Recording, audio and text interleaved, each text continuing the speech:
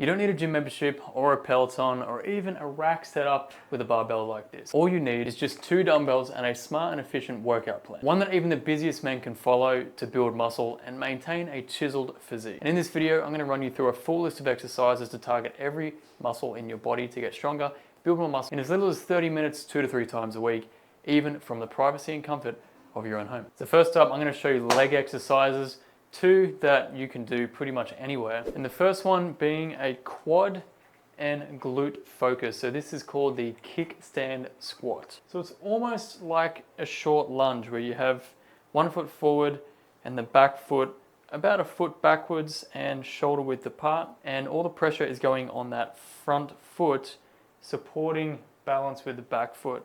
So dropping down as low as you can, standing straight up. You can see that my lean is more forward, keeping the balance forward over that front leg. And then when that's done, you can switch legs and continue. So the idea is you want to do as many reps as you can for at least 2 to 3 sets if you're starting out.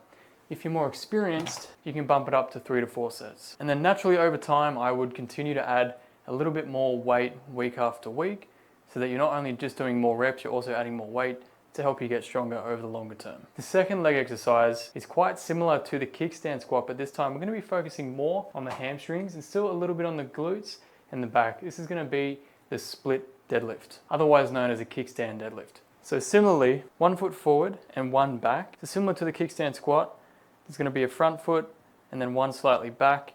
But instead of bending the knee, we're now going to push the butt backwards and feel that stretch in the hamstring until your hands are just below the kneecap of the front leg, and then straighten back up.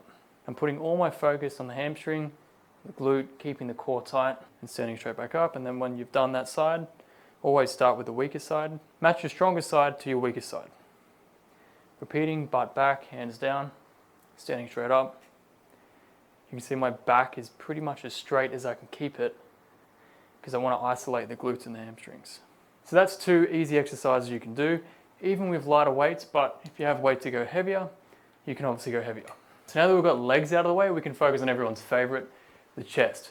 So the first one is very simple. It's a floor press. So the first thing you want to do is lay down on the floor, wherever it's safe to do so. The tricky part with this can be getting the dumbbells set up. So I'm going to stand the dumbbells up like this. Some dumbbells might not be able to do that, but in this case, I can. I'm going to roll them back, chest up, core nice and tight, pressing straight up, lowering down slowly. So this would just be a simple floor press, and a progression from this, when this gets too easy, would be alternating. So you can keep one arm up and lower one at a time, alternating between left to right, like this. This is all really simple stuff. If it feels awkward at first, it's just because you haven't done enough reps. Once you've done 100 reps, 200 reps, over a couple of weeks or a couple of months, this becomes a lot easier. So start light and build your way up. Now, if that's even too easy, you can do a bottom-up variation. So keeping both arms at the bottom and then pressing one side up. This is slightly harder than the top-down version because the muscles are pretty much under load the entire time. And there you go, that's chest done. But a strong, big chest is only as good as a strong, thick back. So now we're going to focus on the back. So similar to what we were just doing, now we're going to do the opposite. In this case, bent over rows. So keeping the knees slightly bent, pushing the butt backwards until the hands naturally reach around about the kneecap level. You'll notice that my back isn't overly arched, but it's also not hunched. It's in a stable condition, and I'm keeping the core tight. And from here, pulling my hands up just above the hips. The idea is you want to feel the shoulder blades pulling, but you also want to feel the muscles below the shoulder blades kind of wrapping around the rib cage. Almost like you're trying to pull your chest through something. I don't know what, but something. Now once this is done, you want to again do 2 to 3 sets if you're starting out, or do 3 to 4 if you're more advanced. Now if you want to target more of the upper back, you can do a bent over fly. It's the same thing, but I'm going to show you from the rear angle. So bending over like this, the arms go down, but this time they're going to go a bit more forwards. I'm more in front of the kneecap. You'll see why, because as I bring it out, it's like I'm doing a reverse fly, trying to target the upper back and rear delts. This exercise is quite difficult, so I'm probably going a bit too heavy right now, but just for the video, That's another one you can do. So now we've got legs, chest, and back done. We can move on to the really important muscles, shoulders and arms. So because we have two dumbbells, we can't ignore good old standing shoulder press. So you bring the dumbbells up to your shoulders. You can see that I'm starting just on top of the shoulders and with a slight angle forward. So I'm not starting back here, I'm not starting here. It's kind of in between. Knees slightly bent, core locked in, pressing up to the ceiling, back down. You don't have to smash them together at the top, and keep them nice and controlled, and just do as many reps as you can with good technique. This next shoulder exercise is important because this is what helps build the roundness and width of the shoulders. So we're gonna do some side lateral. Again, I would drop the weight on these because if it's too heavy, you're not gonna feel it. The technique looks something a little bit like this. Raising out to the sides to about shoulder level, and I'm bringing it again, about a 45-degree angle, so from the side, elbows slightly bent, and then watch the path of where it goes. It's about out in front of me. So I'm not doing it straight, I'm not bringing it out to the sides, slight bend, slightly forward. As many as you can with good technique. Good technique means you can feel the muscle working. If you're starting to feel other muscles kicking in, could be a little bit too heavy, or you could be pushing a bit beyond where your current strength is at. All right, now that we're blowing up shoulders, we can focus on the most important muscle group, and that is bis and tris. The good news is you can keep it really simple for this. Anything like standing curls at the same time, or alternating curls like this is also fine. If you want to get fancy, you could do Zottman curls where you curl it up, twist, and then go back down. A little bit fancy, you don't have to do that. Or there is good old hammer curls where you just curl them straight up to your shoulders and back down. 2 to 3 sets if you're a beginner, or 3 to 4 if you're advanced. And now for triceps, we are back on the floor again. So setting up the dumbbells safely, lifting straight up. You can have your knees up if you want, or you can have your legs flat, whatever feels more stable, it doesn't really matter. Now, I'm gonna keep my arms straight at first, then slightly bend them and bring it back when I can start to feel like it's trying to pull me off balance. And that's the point where the triceps are gonna kick in. So I'm gonna lower down safely beside my head, not gonna crush my actual skull, and then pressing straight up. But I'm not pressing forward. That takes all the tension off.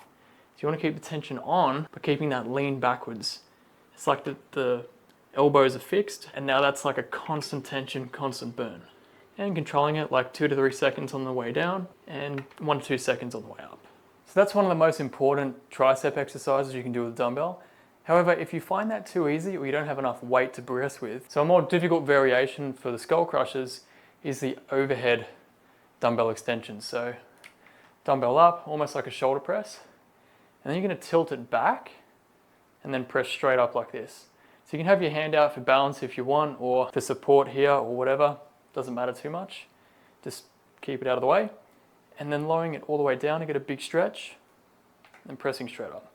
This one also feels really good.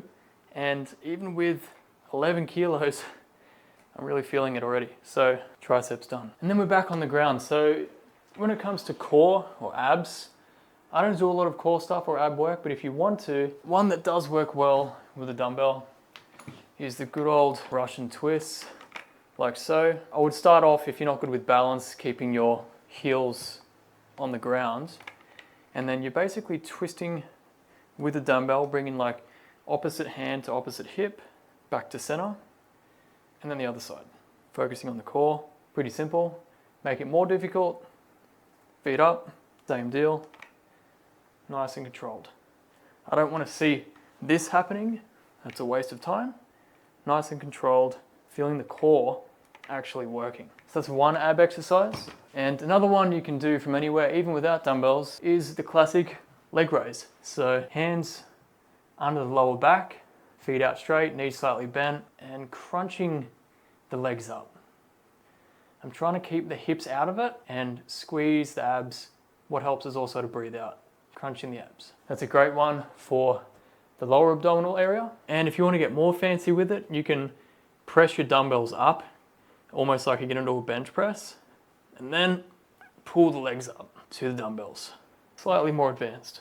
So that's the full body done, but before we wrap up, there's a couple of important things I need to quickly run through. The first thing is that you should always do a warm up, 5 to 10 minutes, whether it's walking, jogging or whatever it is, any form of movement to get your blood pumping and the heart rate up so that when you get into the exercises, you're not stiff and cold. I wouldn't do a full body workout back to back. So if you're gonna train all your muscle groups, take at least one day off in between so you could have a workout day, rest day, workout day.